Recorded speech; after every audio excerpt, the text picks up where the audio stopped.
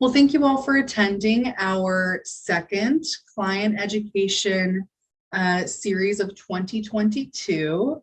If you attended the last series, you'll know that I gave a presentation on Google Analytics 101 with nonprofits in mind.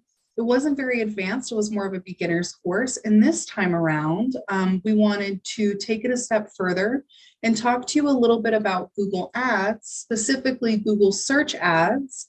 For anyone who might be wondering what level this is a very, very beginner's course. We're going to be talking to you today about the basics of Google Ads, how the platform works, how to navigate it, how to set up a campaign.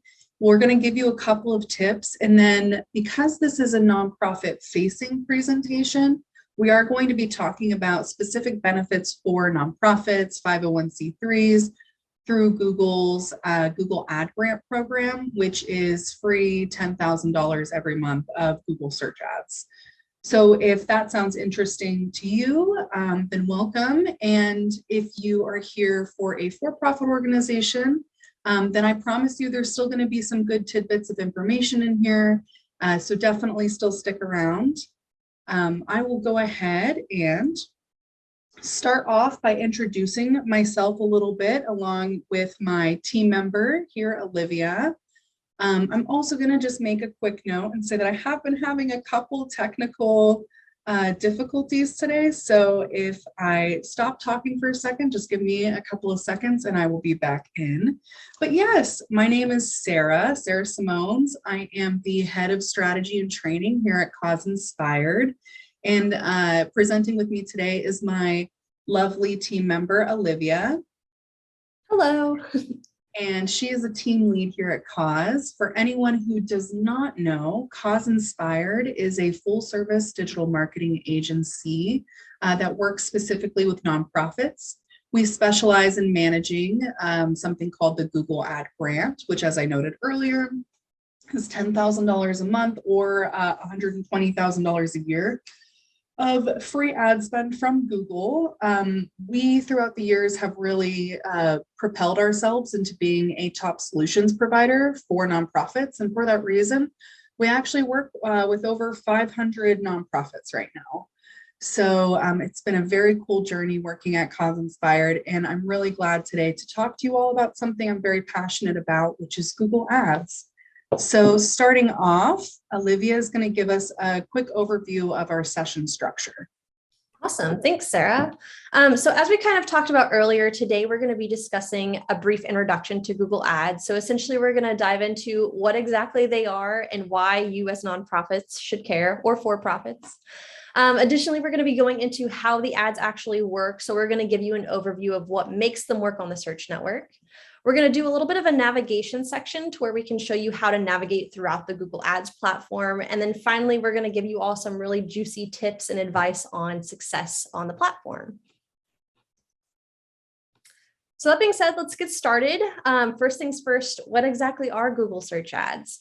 Well, by definition, they are paid search listings that show landing pages from your website at the top of search results.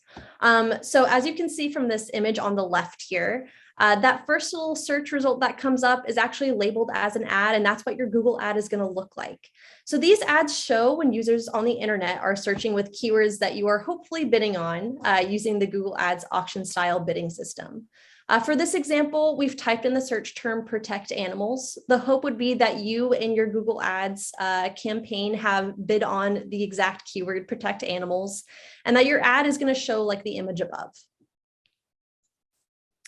So now, why should nonprofits care about Google Ads? Well, as Sarah kind of touched on a little bit, the Google Ad Grant gives nonprofits over $10,000 a month of ad spend for Google search ads. So that's free money. That's not out of your pocket.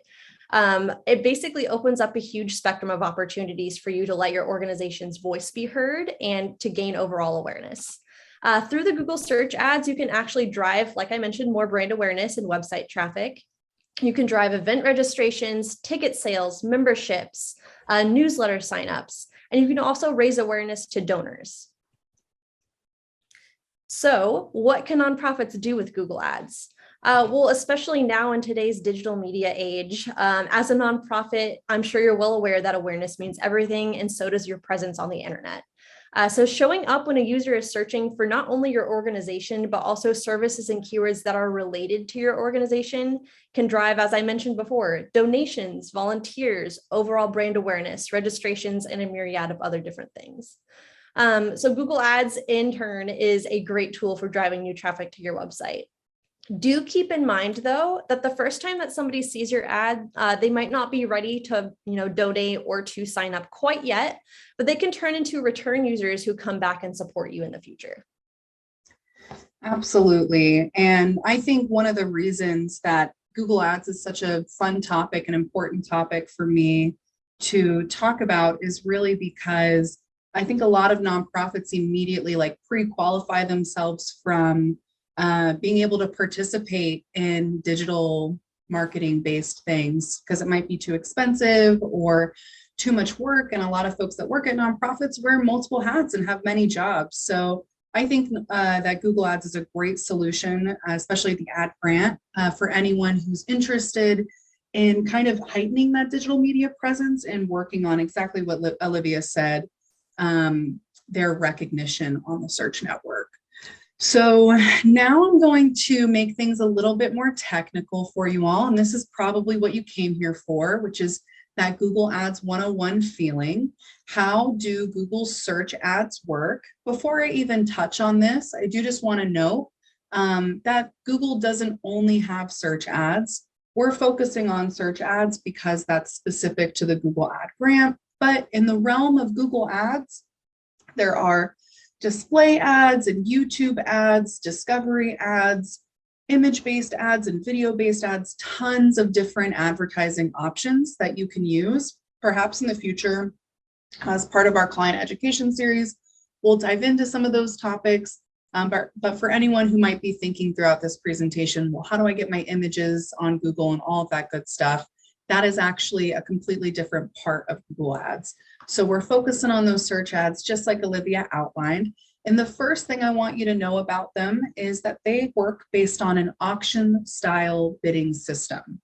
So what does that mean? When a user is searching something on Google, a formula is actually running in the background that's going to determine whether an ad actually shows up. And the formula that is running is actually really important. It's important because it determines whether or not your ad shows. And it's important because specifically with the ad grant, we have to focus a lot on our quality versus how much we can pay for a click. But let me go ahead and take a step back. So all search ads are pay per click. When a user clicks on your ad, you're going to pay for that click to your website. So immediately you're thinking, well, whoever can afford to pay the most for the click probably wins the bid, their ad shows up. Let's say, for example, I'm bidding on the keyword donate to charity, and my competitor is bidding on the keyword donate to charity. I bid $2, they bid $2.01. They're going to win that bid. That's how an auction style bidding system works. Now, that formula that we just discussed is important because it levels the playing field for people who can't just afford to bid a penny more than all of their competitors. I mean, sometimes nonprofits that I'm working with have like $10, $12 cost per clicks. And so that's really important for us to keep in mind. So the formula is your maximum cost per click. That's how much you can pay per keyword, $1, $2, $3. And then they're going to multiply that by something called your quality score. And together that will equal your ad rank. So if I can only afford $2 on my cost per click bid, but I have a perfect quality score, and my competitor can afford $3 on their bid, but they have a terrible quality score, I might show up above them. I might be the only ad showing. They might not show up at all. So these are some really important facts to keep in mind. And the next step is to really break down what quality score is. So like I just said, it's determining whether or not your ad is actually showing up on the search network. It is determined based off of three things. The first is how relevant is the keyword that you are bidding on to the landing page that we are bringing people to. If you're bidding on the keyword protect animals and your landing page is just about make a donation with no context, you're going to have a really bad relevance score for that. Google's going to think, well, that's not a good quality landing page for this specific keyword. The second part of this formula is how relevant is the ad that you wrote to the keyword that we're bidding on. So this is something that often falls on me and my team members. If we write bad ads, they're not going to show. So we're constantly in our accounts every week, optimizing the ads, sometimes every other week, depending on our situation, making sure that the keywords we're bidding on exist in our ad copy and are hyper relevant to that. And a good example here could be, once again, with the protect animals. If I'm going to search the keyword protect animals or how do I protect animals, and the ad is talking about dog adoptions, it's loosely related, but it doesn't exactly speak to my search. So we want to make sure that we're always focused on how does my ad relate to the keyword. And then the third part of the quality score composition is possibly the most confusing part. So I'll try and be as careful as I can here, but it's basically how user-friendly is your website. And Google measures how user-friendly your website is based off of your history. So it could be the history of the expected click-through rate that keyword could have. And that's the part that sounds a little confusing. But I would mostly look at it like how friendly and inviting and easy to use is your website? Does it load quickly when I click on your link? Can I find what I'm looking for when I get to the landing page? Does the landing page have a good call to action? Does it tell me what to do when I get there? And then another big one too is your navigation. Is your website easy to navigate? Can I move through all of your pages seamlessly? Or do you have a lot of hidden content or a lot of content that might be overwhelming and like really, really long drop-down menus? So I know that these three items might feel like just fun facts about quality score, but in all reality, they're actually really good pieces of advice for success with your Google Ads. As you're plotting out and you're planning what you want to do for your Google Ads account, or as you're thinking about improving what you already have, keep these three things in mind. You know, relevance with your landing page, keyword relevance with your ad copy, and then most importantly, having a good website. Definitely three things to keep in mind. And as you've already probably guessed it, there are a lot of made up words that Google has for things that we talk about every single day. So I want to break those down to you and make sure that we're all on the same page. This is also great vocab as you're kind of talking about your KPIs, your key performance indicators. These are things that you're going to want to be looking for to measure success. We're not going to go over how you measure success too much today, but I can talk about some general benchmarks. And these are also going to be how you discuss making plans in your account and just understanding in general where things are. So the first vocab words I want to go over are based around our metrics. And you can see in this GIF here to the right that all of these different columns are these different performance metrics, because this is exactly how you see your performance in Google Ads. The first one is super self-explanatory. I promise it means exactly how it sounds. It is a click, and that really does mean how many times does a user click on your ad. The second one is a little bit broader. This is an impression. So that is going to measure the number of times your ad was shown on the search network. I like to think about an impression kind of like a digital billboard. Let's say you're driving down, an interstate or something, and you drive past a real billboard in real life.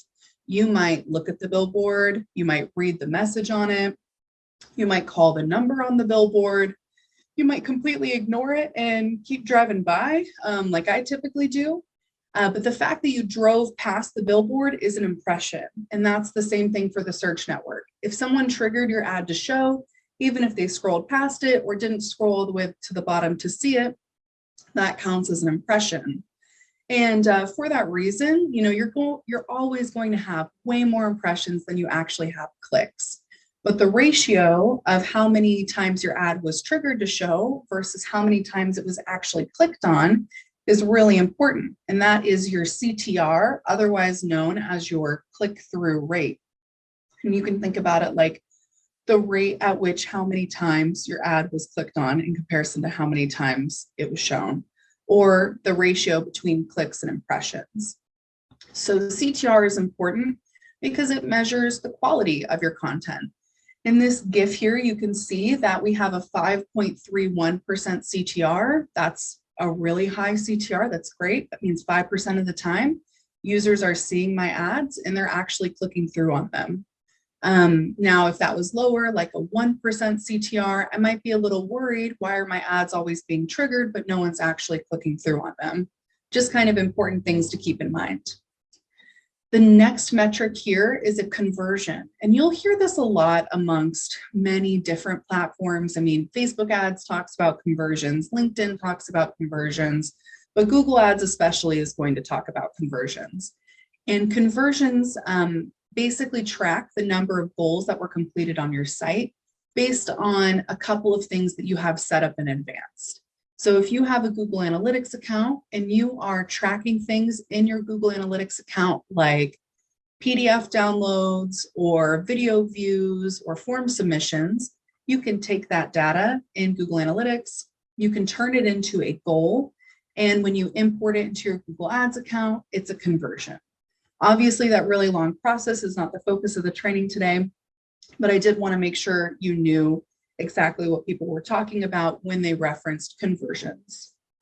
And then the last item here is super easy to remember. It's ad spend. It's called cost in the account as well.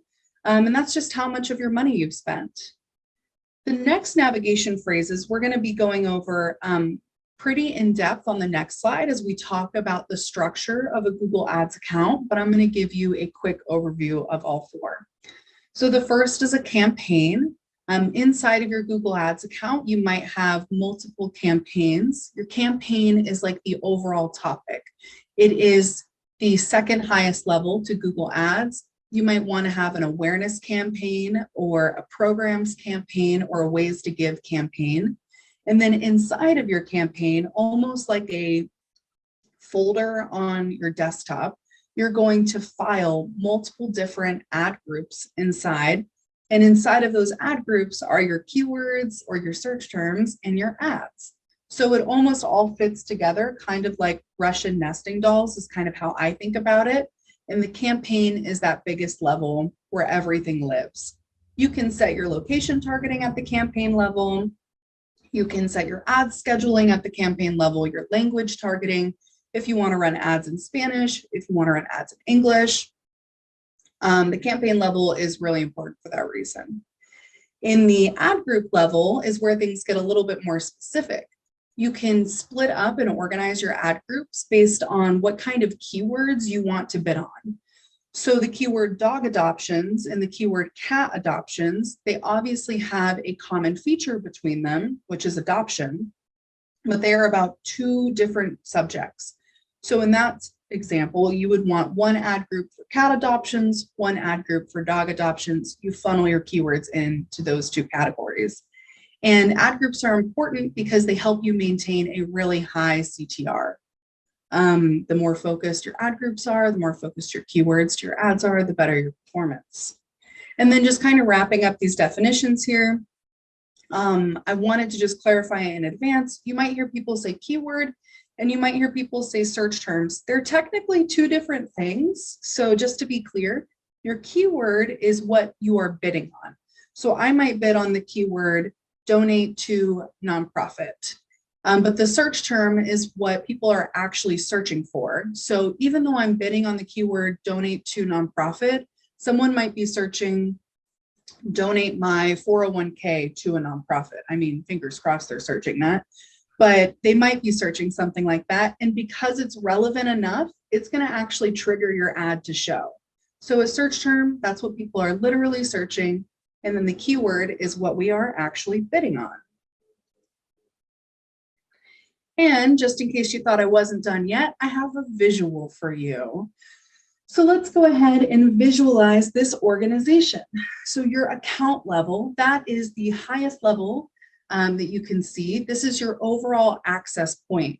When my clients say, hey, Sarah, someone left our organization, can you go ahead and remove them from our Google Ads?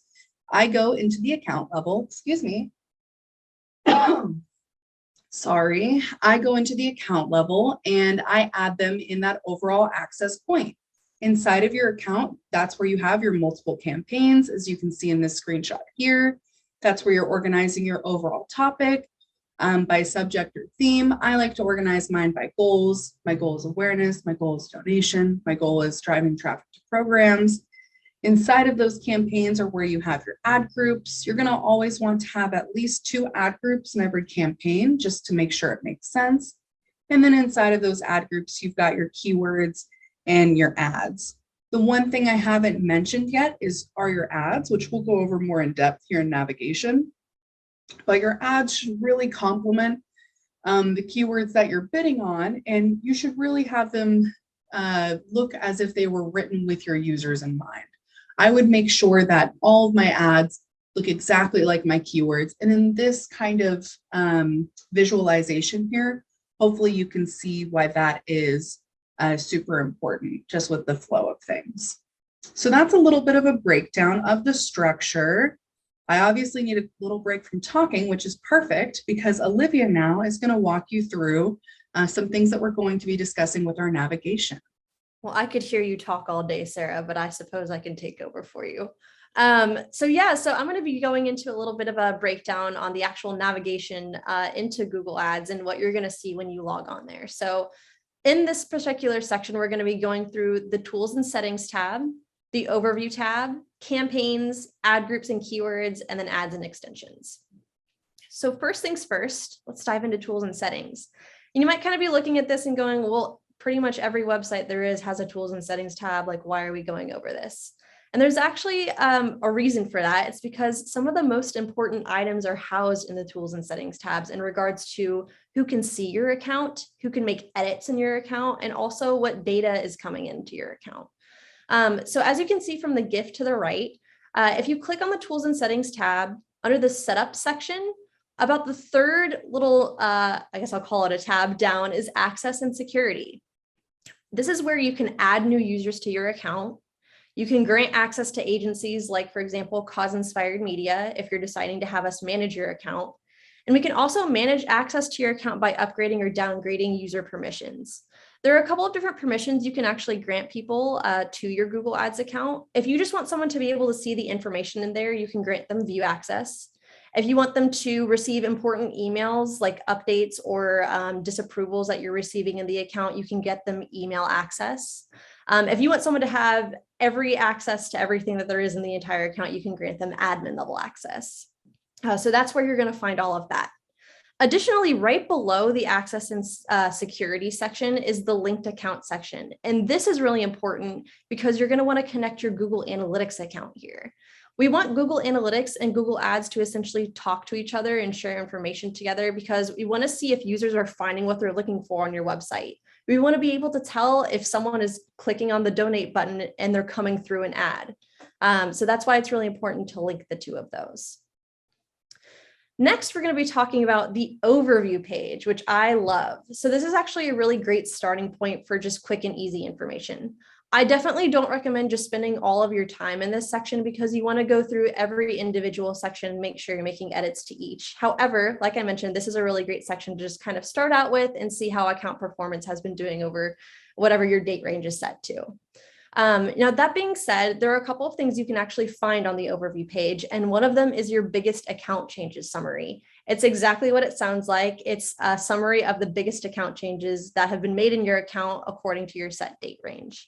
Now, that can be something as simple as creating a new campaign, or perhaps someone's gone on your account and completely changed your budget. If it's that big, then it's going to show up in this particular section. Additionally, you can take a look at keyword performance here. Under the keyword performance section, you'll be able to see the top 5 or 10 performing keywords in your actual account. So you can see the total cost that each of those keywords is costing you. the amount of clicks that each keyword has brought in, as well as their overall CTR or click-through rate. So how many people are clicking based off of those search terms. Additionally, you can see the most searched ads or most shown ads. So you can oftentimes pull like really good calls to actions from this section. If a particular ad is showing very frequently and it's getting a lot of great clicks, I might take that particular call to action or the similar phrasing that's in there and apply it to some of my maybe lower performing ads or my lower showing ads and get it to help boost the overall account activity. And then finally, you can also see devices and audience demographic section in here. That's also exactly what it sounds like. For the devices section, you can see who's coming to your website based off of if they're on mobile or if they're on their tablet or a desktop. Additionally, you can see if someone is male or female. You can also check out location. So where are they coming from? But all of this is going to be shown on the overview section.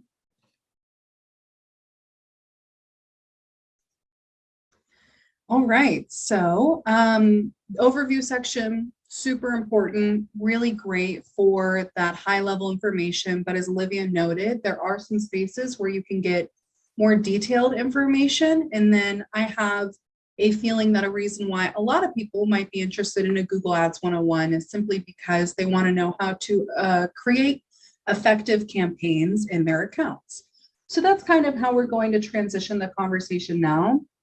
I'm going to tell you a little bit about how you can set up a campaign and also how you can view your campaign level performance. So they both start off in the same spot. When you are inside of your Google Ads account on that left-hand side, as you can see in this GIF right here or in this screenshot down in the bottom, in the light gray bar, there is a tab for campaigns. You're going to go ahead and click that and it will drop down. I'm going to give myself a second because my computer froze, but hopefully you can still hear me.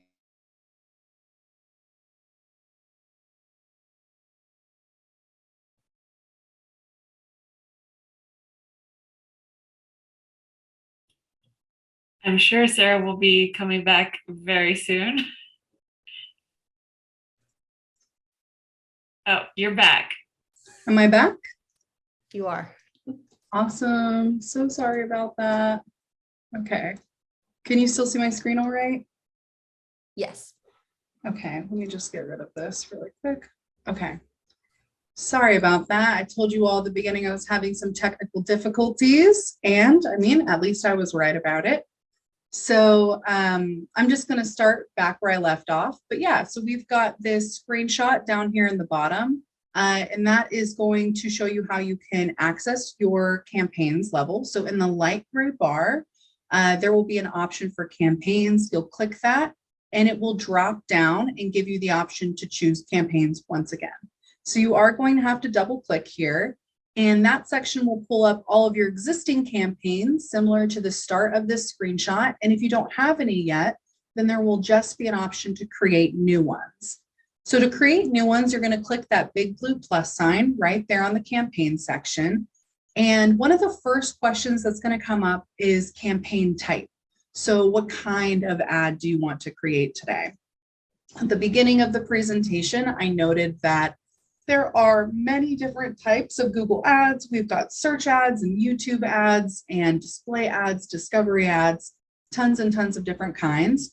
But if you are using your Google Ad Grant, or if you are trying to run ads on google.com, the search network, then you are going to choose search for your campaign type. The next question that it will ask you is typically, what goal do you have in mind? To be completely transparent with you, I typically choose the option to create a campaign without a goal in mind because it makes it a little bit easier for your conversion tracking in the end, but you absolutely can choose, I want to drive clicks, I want to drive leads. If you've got your conversion tracking all set up, that is a great strategy. The last thing I just kind of want you to keep in mind here is that the bidding, or that the most important part of your campaign setup, it actually doesn't happen in the beginning part. So you're going to click through on that slide, you're going to move to the next section, and then it's going to ask you the $1 million question, which is, what bidding strategy do you want to use? And for someone who might be attending a 101 course, that can be a really scary question because we have tons of different bidding strategy options. So whenever you are thinking about the goal of your campaign, do I want to drive traffic? Do I want to drive leads? That is how you are going to be choosing your bidding strategy. So let's go ahead and dive into that a little bit more. What bidding strategy should you choose? I really like this table. I do believe this session's recorded, and if not, we'll probably have it posted on our website anyway, if you ever want to come back and reference this. This is a little bit of a flow chart of which bidding strategy you should choose based off of the situation you are in. So before I even dive into our options here, I do want you to know that your bidding strategy determines how much work you're going to have to do in your account and how much setup time you're going to have to give your account. If you choose a bidding strategy that's very automated and machine learning based, which is easy to use in the long run because you don't have to make a lot of changes, you're going to need to invest more time into your setup. If you're going to choose a bidding strategy that's more manual, which takes pretty much no time to set up, you're going to have to invest more time into your management phase of your account. So just kind of keep it in mind for that, because I know a lot of the times we want accounts that are easy to set up and then just forget and not think about. And that really should be determined based on the bidding strategy that you're using. So the first one I'm going to go over is manual CPC, which stands for manual cost per click. Just as a big overall note, this bidding strategy cannot be used with the ad grant. And if you are someone here from Cause Inspired, you might be thinking, Sarah, we can absolutely use manual CPC. That's only because we have an exception from the ad grants team to work with that bidding strategy. For everybody else who is not in the certified professionals community, or it might even be outside of our agency, you actually cannot use manual CPC. Why might someone want to bid manually? Well, manually actually gives you a lot of power in how much you're bidding per keyword. A lot of the time, folks want that control, so that way they know they're getting the best deal, cost per click wise, on a keyword. The only downfall we have here is that when you are bidding manually, you have to optimize your bids every single week. You really do need to be in your account, looking at your bids, making sure you're competing. With the grant, it's a little bit different because we have a manual cost per click bid limit of $2. So there's no like adjusting above $2, that's our limit, which helps us save a little bit of time. But in the long run, we don't get a lot of performance this way either. So you can set different bids for all of your ad groups when you use manual CPC. You set it from your campaign level, and now I can say, all right, I want my name recognition ad group to only pay $1 per click because I know that I don't have anyone else bidding on my name, and it's a really affordable space there. But maybe I want my ways to give ad group to have like a $10 cost per click because I know there's a lot of competition there. So that's just a little bit of an example of how you can use manual CPC. My only recommendation for anyone out there who is running like a regular paid ads account who might leave this session today and choose manual CPC as your bidding strategy is that there is a little option that shows up underneath it that you can choose for an enhanced cost per click. And I would definitely recommend choosing that. That'll help kind of automate the process a little bit. It's called eCPC, or it just might say enhanced underneath. So give that a try, definitely experiment. The other 3 bidding strategies are actually going to be very easy to talk about. They're all very similar with just little differences between them. So the first one is max conversions. This is probably our most common bidding strategy. It does exactly what it says. It maximizes your conversions. And it does that regardless of the cost per click. So you might say, okay, I've got $300 to spend on this campaign per day. When you have this bidding strategy set up in your account, it is going to maximize your $300 based on how many conversions it can get you. So if it can only get you 5 conversions, but you've got $300 to spend, it's going to spend all 300 to get you those 5 conversions. It's not return on ad spend based. There's nothing about it that says, okay, let me get them a good return. This is purely just, let me max out the budget for the day and drive as many conversions as possible. We really like it because of that, actually, because it helps us bid above that $2 cost per click bid limit. It helps us bid $10, $20, $30 when there is a lot of competition on the search network. And for my folks that might have regular just paid ads account, max conversions is great because it can immediately show you if there's a possibility for return on ad spend. If you're tracking purchases in your Google Ads account and your bid strategy is set up to max conversions, you can quite literally set your campaign up to maximize those purchase conversions, regardless of your daily budget or your monthly budget. So it's just a really nice way to maximize what you have in the account and compete. The other bidding strategy is target impression share, and this pulls in a new vocab word, which is impression share. And your impression share is actually the number of impressions you own on the search network. And Google does this out of the number 100. So it works like a percentage. Let's say I have 80% of my total impression share. That means I show up 80% of the time whenever a user searches the keyword I'm bidding on the search network.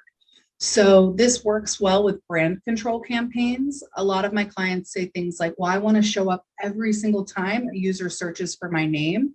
And to them, I say you need to run a target impression share campaign. That's bidding for 100% of your impression share. And that's how they're able to show up at the top of search results 100% of time. So this can be used with the ad grant. It automatically does adjust your bids for you. And it can maximize your impressions. So the thing about this bid strategy is that it's not going to drive you a bunch of conversions. It's not going to drive you a bunch of clicks. It's going to give you a bunch of impressions. Not the best for compliance, but really good if you're looking for brand control. And then finally here, we have maximize clicks. This one also cannot be used with the ad grant. But it does adjust your bids automatically for you. And what it's going to do is just maximize your clicks within your daily budget. So if you have $300 to spend, it's going to figure out what the cheapest cost per click it can get for you is and try to drive as many clicks as possible. It's really good if you just are looking to maximize traffic to your website, regardless of how much it costs. All right. And just kind of wrapping up this section here. So once you have started your campaign, the next step on it after you choose your bidding strategy is going to be starting your ad group. And when you start to build your ad group, you're going to want to put keywords inside of it. So we're kind of combining these two concepts here. So in this screenshot to the left, you can see what that ad group setup process looks like. You're going to give it a name, and then you're going to go ahead and start entering in some keywords. So what should you know about ad groups? The first thing that I want to say is that your ad group should feel super organized and concise in the account. You don't want 1,000,001 ad groups, but at the same time, you also don't want to have just one ad group with a bunch of different keywords combined into it. So make sure that your ad groups are direct and that they perfectly complement the ad that you have created. The second piece of advice that I have for you with ad groups is that you should split them up so that way your keywords that are differently themed from each other don't interfere with each other. And this kind of goes back to that cat adoptions versus dog adoptions example that I gave you all earlier. You're going to really want to make sure things are organized in your ad group level. That's where you've got the most control and power over maximizing your quality score.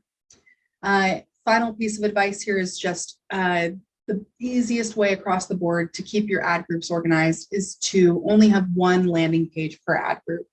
If I just wrote a blog article on healthy recipes, I'm only going to have that landing page run in this ad group and have this set of ads and these keywords going to that page. I wouldn't want them going to multiple pages within one ad group. You're going to want to continue to build out more ad groups to suit different pages. Wrapping this up, what about the keywords part of this? You could quite literally enter in any keyword you want. You could enter in the keyword donation or yoga No one's going to stop you. You can add it in right there in the keyword section. But as I mentioned earlier, you're really going to want to think about it strategically so you can have the most success. So the first piece of advice I have here for your keywords is try and research them beforehand. And if you're thinking like, Sarah, I don't know how to do keyword research. I also don't have time for keyword research. The easiest way to research your keywords is to search them yourself. Search your own keyword, see what ads pop up for it. If no ads pop up for it and you've clicked on the second or third page of Google, chances are nobody is searching with that keyword. You're really going to want to look for where you've got competitors. That's where search volume exists. You're also just going to want to look at the organic search results. What other words are people using in line with this? Are there organic search listings for this? And that should give you an idea of whether or not you have keyword search volume. The second thing I'll say here is that some keywords are more expensive than others and some are more affordable. So try to always have a variety of keywords in an ad group or in your account in total. Be prepared to pause some that are too expensive and to maximize those that are that perfect amount of affordable. Finally, I'll just say that Google does provide a variety of tools for keyword research. You can see in this screenshot here, they give you the option to just like copy and paste your landing page in here and it will dynamically pull through keywords. If you use that, take the time to organize those keywords. Don't just launch the ad group with them because they're going to be all over the place. And then similar to that, they have a enter products or services section here where you can just type in the keyword you were imagining and it will generate a bunch of them that are similar to that keyword. And passing the baton back to Olivia to talk to you about some responsive search ads. Thanks, Sarah. So I like to think of this final step in the process as like the cherry on top of a really nice sundae that we've just built. So it is one of the final steps in the campaign creation process, and definitely one of the most important ways that you can optimize your account. So a responsive search ad is an ad that has up to 15 different headlines and at least 4 descriptions. I would say if you're going in and adding in headlines, you definitely don't have to add in 15 of those, but a good number is to strive to at least 8 to 10. That way you give Google a good amount to kind of pick and choose from. And what I mean by that is a responsive search ad, although it has a lot of different headlines and a lot of different descriptions, aren't going to show all of those at the same time. So if you put in a responsive search ad, Google's actually going to mix and match and A/B test different combinations of all of the headlines you've put in and all of the descriptions you've put in to see which combinations work the best for your audience. So again, you make these ads as one of your final steps in the campaign creation process, but it's also really, really important to optimize these periodically throughout the week. So definitely edit your responsive search ads by you can either click on the campaign you want to optimize and choose your ad group and then click on ads and extensions and it's going to pop up there. It's important to do that because you want to make sure that you're always bettering your ads. You can't just make an ad one time and hope for the best. It's important to do additional keyword research and maybe include some important keywords in there. I mentioned before when we were talking about the overview tab to maybe take note of some of the really good calls to actions that are in top performing ads and include them in maybe some lower performing ones. Regardless, it's very important to continuously optimize and update these responsive search ads rather than just the first time leaving it at that. Next, I want to go into extensions. So I referenced a sundae earlier. That was the cherry on top. Now I want to add a little bit of flair and maybe put some sprinkles on my sundae, and that's what an extension is going to be. So extensions are essentially just calls to action that show beneath your ads that can guide users on clicking through to either specific pages or completing a certain action that's important to you, like maybe giving you a call after they've seen your ad. A good example of some extensions are here on the right. The very first ad, you can see an example of a call extension, which I'll get into in a minute. The second ad there, you can also see examples of something called site link extensions. So I did just mention there are multiple different types of extensions. The first one is a site link extension, and that's what that second option there is. It actually lands users on specific pages on your website with a call to action. So referencing back to this image here, the second ad that's shown there, there are 4 little tiny site link extensions or 4 little tiny hyperlinks that are showing underneath of that ad. One, for example, says countries we help. If I was to click on that, it would likely take me to a page that talks about the different countries that Action Against Hunger helps. One right next to that is what we do. If I click on that, it's likely going to take me to a page that describes what exactly this organization does. Additionally, you have something called call out extensions, and these are just little blurbs that add on to the end of your ad so you can share additional features or maybe buzzwords about your work. Oftentimes, I've seen a lot of people add in the date that their organization was established as a call out. If they're doing a specific store-based ad, people might add in a specific sale that they're having as a call out as well. I did mention earlier a call extension, so note that call out and call extensions are different. A call extension is exactly what it sounds like. It's just having your number show up with your ad so that users can call you directly. That is on the first the first ad that's showing up in that image there. And then finally, you can also add in a location extension, and that's just going to allow a map to pull up with your ad so that users can see where you're located in relation to them.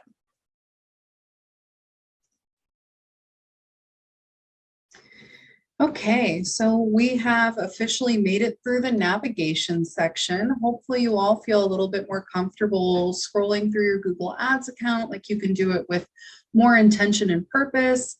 But as promised, we are going to still give you some tips and advice for Google Ads, and then we'll just dive into a quick refresher on the ad grant. So tips for Google Ads, the first one we've probably said a million times today, Olivia and I, but it is put your keywords in your ad copy.